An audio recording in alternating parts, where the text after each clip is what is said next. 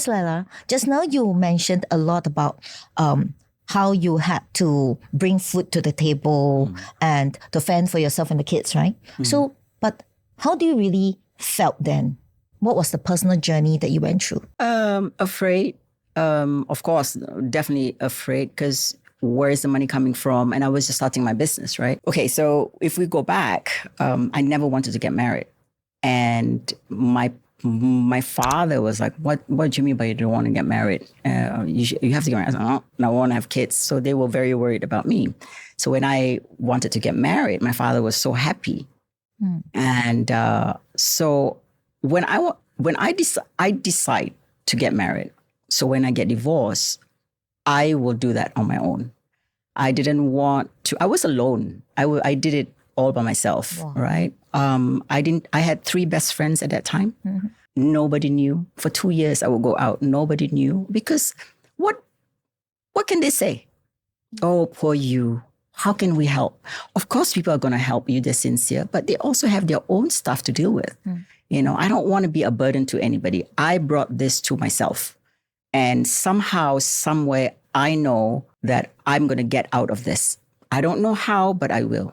The reason being is there are 2 parents, one cannot function, somebody has to pick up the slack. This bickering, and I repeat, I'm not saying that I'm an angel. I'm talking about now if I look at it, right? But at that time, you have to pick up the slack. I don't want to go back to my mom's. I don't want to ask my parents for help. My parents didn't know. My family didn't know. So I would go over, and then he moved out. Eventually, I kicked him out. But he was still, one thing that I heard from your podcast, which is great. We never fought about our children. So anytime the kids want to go and see him, you can come and pick them up. And whenever they go to you and they want to come home, you have to send them back. I still remember sitting at the table, the dining table. I mean, it's devastating for us. Just imagine our kids, right? So the way they see is your parents are divorcing you. You're not just divorcing each other, right? And we set them, and they are like, I think 4, 5, because they're a year and a half apart. Let's say 5 and 6. We set them at the dining table, and we said that, I said, listen, we both love you very much. You come from us. You know, it takes 2 people to make you, right? We are not related. We came together because we love each other. Just imagine it's like a seed. You put in a pot, you water the pot, you feed the plant, and it grows. Said, the problem is now both of us stop looking after this plant, and the plant died. So this is what happened between us. But you will always have us. So I still remember that conversation, right? But for me, it was a lot of fear. How do I not to lose my house? How do I fend for my children? What do I do? And it was just the starting of my career.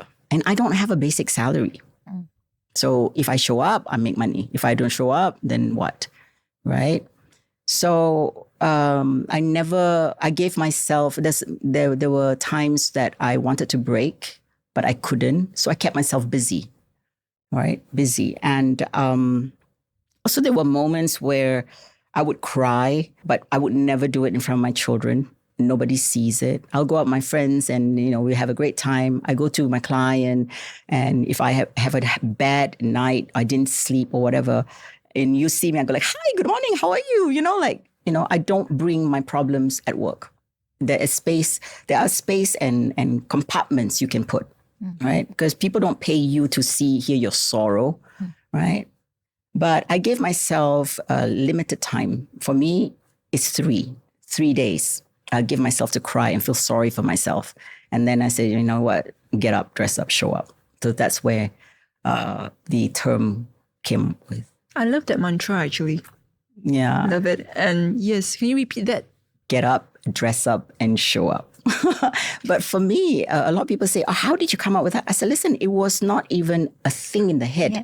It was a do. It's like a thing that you do to get up, right? I wouldn't allow myself to be depressed. There was a moment that I nearly had a nervous breakdown. I was going to a bank. I still remember it. Most of the things I don't remember because I always believe that I replace it with new memories. So all that, there's certain times that people ask me, I go like, oh, I don't remember this. Or if you ask me, how long ago was that? I swear I don't remember. I was going to the bank and the helper was calling me. So my kids were fighting at home and they were screaming. And I was screaming like, stop it. I don't know what I said, right? And I'm like shaking. And the taxi driver said, ma'am, excuse me, take a deep breath. I remember my body shaking. So I called my friend Mary at that time. I said, hey, make me laugh. And then she started her way of making me laugh is cursing at me and swearing at me in Chinese. So I just burst out laughing. And that was my ever episode that I felt ever. And going to the bank. Yeah. So, I mean, what you see now is a lot of work, a lot of healing, a lot of taking accountability also, right? Laila, but okay, you have mentioned so much, right? Can we know when do you really start the divorcing process? The process took a long time because he left. He went back to the US. And I had hired the first lawyer, which was lousy. But to be fair to him, I was hiring him. I thought it was included in the divorce, but it wasn't. It was trying to not lose my house, trying the bank not to come after me, to negotiate with the bank. Because we did renovation, we had credit cards and all, right? And it didn't work. I think I spent about $6,000 or something. $5,000, $6,000. Just on the initial stage? Yeah. That's a lot of money. I know. And we're talking about how many years ago was that? Yeah. And it didn't go through the divorce. It wasn't going through towards the divorce, but more on the debt part. Oh. Right? The second lawyer, so imagine this. I didn't speak to anybody. I don't have anybody to ask or whatever. So I went with you should see this lawyer. Okay, so I went. The second one was a Malay lawyer. He was supposed to be helping me with the Sharia law because I married under Sharia law, right? And I paid $10,000 or either or, switch. One is 10. I can't remember. It's a long time ago. Didn't go through. It took me years, I think 7 years or whatever. Sorry, Laila, can I just stop you there? When you mean didn't go through, what does it really mean? So they were not concentrating. They were supposed to, when they took my case, it was supposed to be about the debt. How do we negotiate with the bank, right? The credit cards and stuff like that, right? And also proceed to the divorce, to serve him a divorce. Okay. Yeah, but I guess they're more about the debt than the divorce. I think that usually family lawyers, I don't know. Yeah. But family lawyers are not trained to really deal with the debts, I think. They are usually being asked to handle the division of your assets, which part you want more or less, or things like that. Yeah. But okay, is that But we didn't go through all that. He gave me the house. He gave me the children. Oh, okay. So we didn't have to fight about that, right? So he gave me, he because he's no longer in Singapore. So he gave me the house. The initial, what do you call it? Like the deposit of the house and the mortgage of the house. Right. But there's still mortgage to be settled, right? So he gave you his share that he has already paid for. Correct. Yeah. So then what was with the lawyer that they did not understand that you wanted?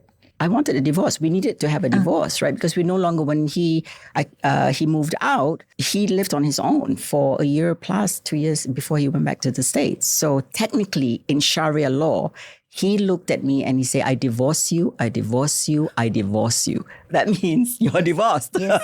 Are you sorry? Did he really just say that? Yes. He did. Okay. Okay. Yeah. So if you look at the law of Islam, when somebody say, I divorce, so you can say 1 time, 2 times, or 3 times. So the effects are different, right? So I would even go through because I don't want to get people saying, that's not right, whatever. So, so I know that I was divorced, but the technical part is to file. Yeah. So you need a lawyer to do that. I can file myself, but I have no clue. So the third lawyer was the best lawyer. She is a female Sharia lawyer. It took me a year, but we served him papers and we got divorced. But at the court itself, I have to attend. So the judge says, I'm going to give you 1 talak. 1 talak means that he just says, I divorce you. Right. Then I go like, no, but he said it 3 times. My lawyer said, judge. I go, no, but it's true 3 times. And then the judge said, were there any witnesses? I said, no, I was in the bedroom. He said that. And he goes like, I'm going to give you 1. Okay? Because there are no witnesses. So we haven't been together for a long, long time. So it was easy peasy, lemon squeezy. Yeah. When you say that you have not been together for a long, long time, meaning? He already back. Yeah. Okay. He went back, yeah. Right. Yeah, but when he was living with me, he said he divorced me. So automatically we are divorced, right? And then it took us a while where he moved out. He lived in Singapore in an apartment for a year or whatever. And then he moved to the US and then we don't see each other. So. Okay. But the signing part, like, he's in the US, right? He was in US. Was it difficult to get it done? Well, it's difficult because we have to serve him. Yeah. And we have to serve the paper in the US. It took I have to say, it wasn't difficult because the 3rd time I got the right lawyer. Let's just say that. She knows what she's doing. She did exactly what is needed. Her part was just the divorce, right? Now we are talking about now I'm stable with work and whatever, I can pay the debts and look after the kids and stuff like that. He didn't contest. Yeah, because we were divorced anyways. So we just need the formality of it. Okay. Yeah. So for the audience, right? Yeah. For those who are going through similar process right now, what is your advice to them? Like, how do you even spot the right lawyer from the beginning? So I always say to people, don't listen to your friends. Your friends or people that you may go through the same journey, but your experiences are different. The result's going to be different. But get your facts. There's no stupid question. Before you ever see a lawyer, write down everything you want to know and go shopping, right? And normally when you go and see a lawyer, they go like, we can win. Until the second meeting is like, 50-50. I go, where is it? Confident or not confident? And then the other problem that women, I notice a lot, women are very emotional creature. When you go through a divorce, the first thing they say is like, I don't want to think about it. Okay, I just want to sign. I want to sign. Get it over and done with. I don't want to. They don't even listen to the lawyers. If you hire a lawyer to advise you, why are you negotiating behind your lawyers? That's your lawyer's job. We are not saying take the party cleaners to the cleaners, You need to understand both of you brought value in the relationship. When you walk out, both of you want to feel valued, right? So that's the thing that I find about women. Find the right lawyer, the lawyer that is supposed to help you. It's not the other way around. It's never an easy journey. And a lawyer that is ready to answer any questions and put your doubts aside. Agree. Can I also know how much you paid for the with the last lawyer? Oh, this one is $5,000. Yeah, I mean, every one of your lawyers is charging at least 5K because so far what we have heard. Yeah. In fact, you can get it done just within. But again, it's different because Less than she went through a 2,000. whole year. And she has to serve notice to her ex-husband who's in US and also the whole process is different. So we cannot just compare this way. Right. But if you're talking about just normal signing of papers and all, 3,000 you can settle everything. It's simple. Yeah. 2,000 plus 3,000 you can settle. Yeah. So both of them are there, right? Yeah, And they that's there. settle it. Yeah, that one's different. That's Right. very different. So we can no longer just say that because the lawyer needs to search for the person, make sure that he's there and he has to sign. So all these will also cost them, the time and the money. Yeah. So we can't just assume that it will be the same. Yeah. And there are women that the husbands, or this I know from experiences from my friends, where the husband ignore the letter totally. So there is a grace period that they give, the lawyers give, and then they have to put it in a newspaper ad that they have served. Yeah. Yes. Oh, that brings me to one of my recent conversation with a client though. I was told that he was served with the divorce or separation letter. And he did not answer to the people. So I don't know, was there any advertisement done? But what I also heard that in fact, as long both person is not cohabiting for more than a certain period of year, by right under the law is deemed as divorced. They can go through. Yeah. The court can actually give them that they are officially divorced after a few years of separation if they're no longer together. That's what you mean. Oh, okay. So, but they will still need to go through it legally. The court has to give the final judgment, then they are divorced. Yeah. Yep. So all this is, that's why Laila mentioned to get a good lawyer, which I totally agree. Yeah. Because I've been through mine, although mine also went through a very long process of maybe 7 years. But during that process, I have a lawyer that she's very clear. And she told me, if I do not want to contest, I need to get him to agree, right? So I have to work on things on my end to agree with him so that when things are all agreed, we go down, one paper, both parties sign, and things are done. Yeah. So it was a simple process. However, back then, the work that was done was tedious, long and tedious. It still took me 6-7 years, right? Yeah. I mean, it was no contest. The divorce was no contest. It's just a process of it. Yeah. Is a headache.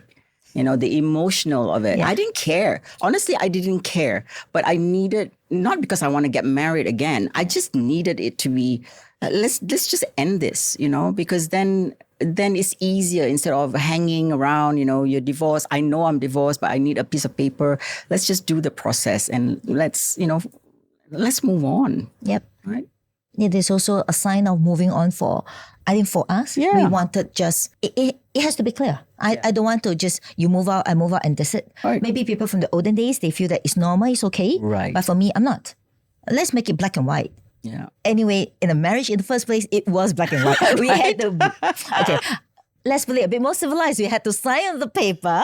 And so now to undo it, we also need to sign on the paper, right? Yeah. We cannot just tear away and done. Divorce It doesn't work. is heartbreaking, even It for is. you, right? Yeah. It doesn't matter whether it's with kids. People belittle it and say, oh, but you don't have kids. No, it's emotional. It's a lot of investment in time and feelings. Yes. You know? When did your parents actually find out?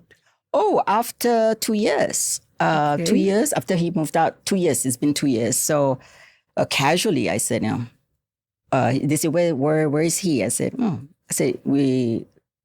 we are divorced. And they go, like, what? I said, yeah. I said, it's been 2 years. And they go, and you didn't tell us? I said, what are you going to say? I said, well, I feel so bad for you. Sorry. I said, are you going to give me money? No, right? So, yeah. I mean, if you talk to my sisters, my sisters would say, she has never, ever brought her problems to us. Even my mother. Never. I solve my problems myself. I've been independent since I was 16. Amazing. Yeah. So what about your daughters? Like, because you mentioned the father moved out, right? The father moved out. Yeah.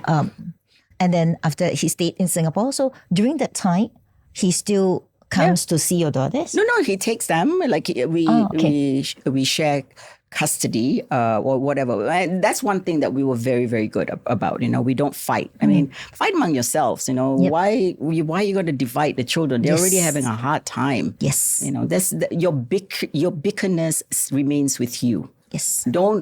It's sad when you try to involve children in your battle. That's how petty you are. The kids are not our weapons. They're Exactly. not. They're not. I'm disgusted with seeing people doing that.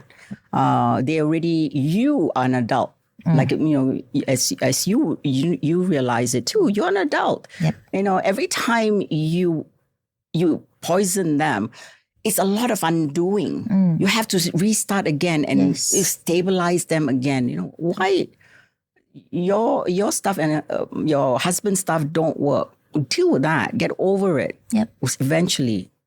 I just can't stand women also uses this. Yes. Children as a weapon. Yeah. They do. Both parties actually.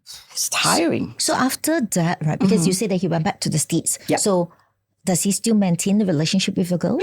Yeah. They called each other. They speak on the phone. And then when they went to the US, it was so funny. Now, see, everything comes back.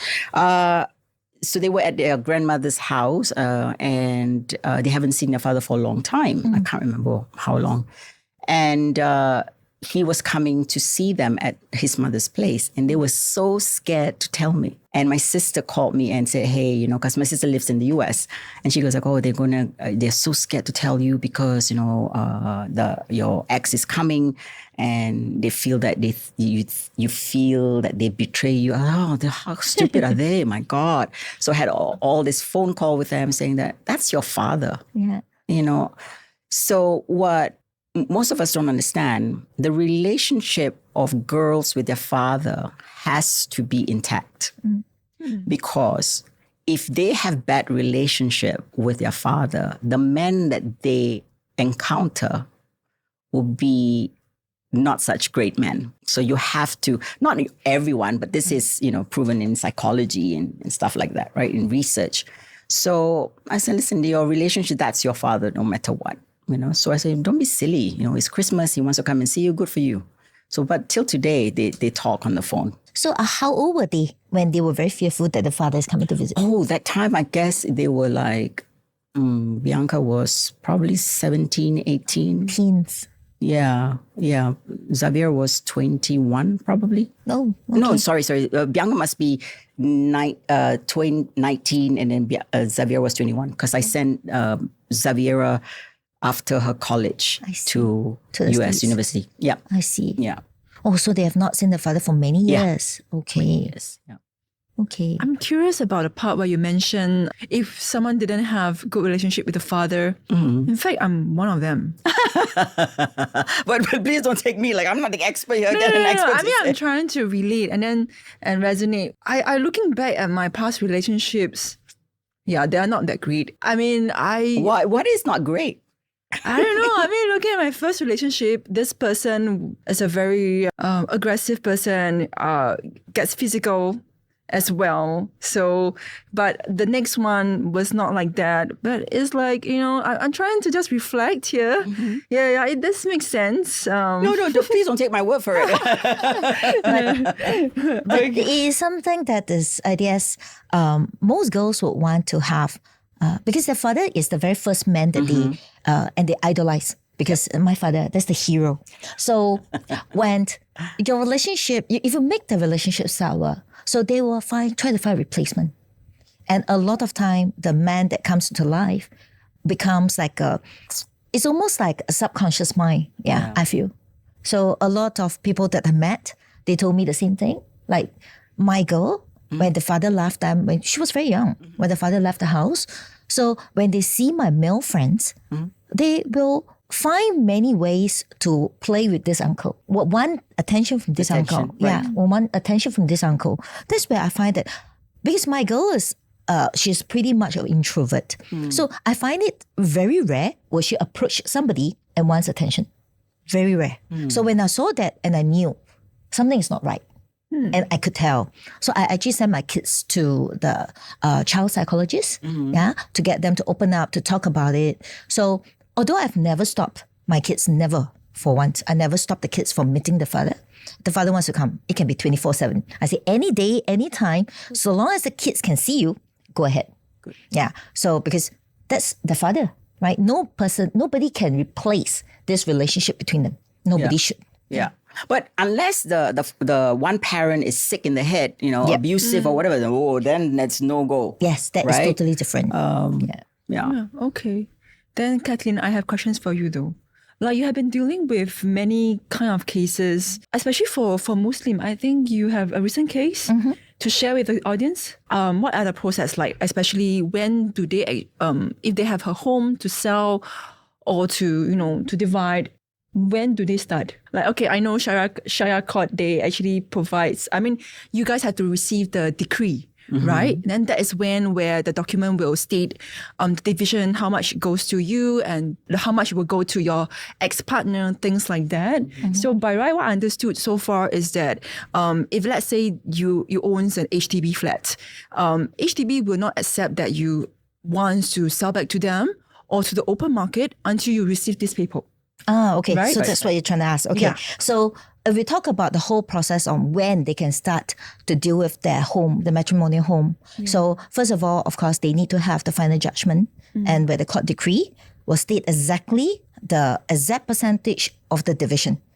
And only with that, then the whole process of the sale can start. If they own a HDB, then they need to go through the HDB and ask the HDB for the process of, that means they have to apply for the, first of all, HFE. Okay, so then after that, then they can start the whole process. But they need to have the final judgment. Okay. Yeah. But let's go for civil, it goes for Sharia, or is this the same process? It's the same. So long, but they need to have the final judgment. So I think the Syariah Court, they gives the court decree, but the civil law, they also need to give the final judgment. I see. Yeah. So they need the final judgment. Okay. Only then the process can start. Okay. Yes. So recent cases, my client is, even though they have that, it doesn't mean that the sale of the house can be that smooth. Yes, because when we talk about division, it's all on paper, right? Yeah. But if one party still stays in the house, how are you going to take? You're not going to get the locksmith and change the lock just like that and lock everybody else who is still staying in the house inside or outside. It doesn't work that way. So it takes a lot of fine tuning to talk to both sides until they agree with a amicable sale process and to move out. And so that at the end of the day, if the divorce is final, what is left is just the administrative of the division, the division of the assets, right? So if both sides will still have the house to stay after the sale, they are more likely willing to just go through the process of the sale. This is difficult only if one side, they got no place to go. They have no money. If after the sale, they have no money, for example, they cannot buy the next house. So where do he or she go? That's where they make it difficult for the other side. Yeah. Because it's difficult for them because right now I have problem finding a roof once this is sold. Then what can I do? Yeah. Back to Laila. So, I mean, are you still staying in that matrimonial home? No, I sold it 6 years ago. I think 6 years ago. I mean, the house was big. I had a 5-room flat, but the girls were not at home anymore. They left. Xavier left when she was 21. Bianca, I sent her off when she was 16 or 17 because she told me, this is another nightmare for me to share, where she told me, she goes, after a secondary school, she goes, I think I'm going to take a gap year. And I said, gap year? I said, well, what does that mean? Break. Yeah, a break. I said, okay, so what do you want to do? She says, I just want to hang out in Singapore. I said, oh, no. Because gap year in the West, you travel around wherever and then you become waiter, waitresses, to survive. Yeah. Yes. My daughter wants to hang out in Singapore. No, I bought her a one-way ticket, and I sent her to the US. But then Xavier had to finish a college and so I needed to get Bianca straight because Bianca was not concentrating in study. But when she's there, people go like, you buy her one-way ticket? I say, yeah, because if I buy a two-way, if it gets hot, she's going to come back. If it's really horrible, she's going to have to work to buy her ticket to come back, right? I have made so many unpopular decisions, okay? But I know the end goal. The end goal is for you. It's not for me. I didn't send you to university so you can get a good job to look after me. Please, nowadays kids will never look after the parents. I agree. I started calculating for my kid. I say, what are you going to buy me? Are you going to buy me a loaf of bread? Mommy, this loaf of bread is going to last you for 3 days. I say, is that what you're going to give to me? I say, let's not treat my life this way. So after each meal, I tell them, look at this food that you're eating. So what I give you now, next time I expect the same thing back. Provided mommy still got teeth to eat them. But you know what I did once? Sorry, going forward. I made them sit down and I give them all the bills and I said, this is how much I make. These are the bills. You calculate what's at the end of it. And they were like shocked. I said, how do you think that I keep all this? They were probably 8 or 9 or something. Wow. Actually, that's a very good lesson though. Of course. Yeah. In fact, this is not being seen in a lot of families. Maybe I'm not aware, but I don't think this is commonly practiced. It's not. Because our upbringing of our kids are totally different when we were brought up. It's totally different, Okay, but let's rewind back a bit more, to the part where you said that in fact your ex-husband gave out his shares. Or to your matrimonial home. That means he is a US citizen, right? He was a PR before. PR. So he did have CPF contribution to the home. Yeah. Right. So he gave out everything to you? No, he took the CPF. He took his CPF. But the Okay. house, because you put like, I think you put the deposit of 70,000 at a time or 80,000 to buy a house.